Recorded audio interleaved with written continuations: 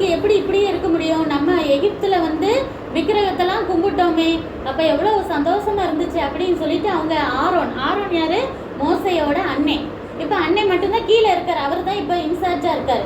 அப்போ அண்ணன்கிட்ட சொல்கிறாங்க, நீங்கள் வந்து எங்களுக்கு ஒரு விக்கிரகத்தை செஞ்சு தாங்க, ஒரு தெய்வம், அவங்கள பொறுத்த வரைக்கும் அதுதான் தெய்வத்தை செஞ்சு கொடுங்க, நம்ம எல்லாரும் பண்டிகை கொண்டாடுவோம், நல்லா சந்தோஷமா இருக்கும்னு சொல்லிட்டு ஆரோனை போட்டு நச்சு பண்ணுறாங்க.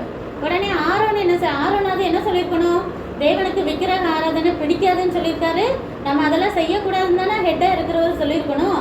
அவரே என்ன செஞ்சுட்டாரு? மக்கள் தொந்தரவு தாங்க முடியல, இதுகளுக்கு என்னத்தையாவது ஒன்று செஞ்சு கொடுத்துருவோம் சொல்லிட்டு எல்லாருக்கிட்டையும் அந்த ஜுவல்ஸு இதெல்லாம் கொண்டு வாங்கன்னு சொன்னோன்னா எல்லாரும் காதில் கிடக்கிற கம்மல் அவங்ககிட்ட தான் இப்போ நிறைய ஜுவல்ஸ் இருக்குது இல்லையா, எகிப்துலேருந்து வாங்கிட்டு வந்தது அத்தனையும் கொடுத்து அதை உருக்கி அந்த இதில் ஊற்றுவாங்கல்ல, மோல்டு இதில் ஊற்றி பார்த்தோம்னா அது ஒரு கண்ணுக்குட்டி ஷேப்பில் வருது.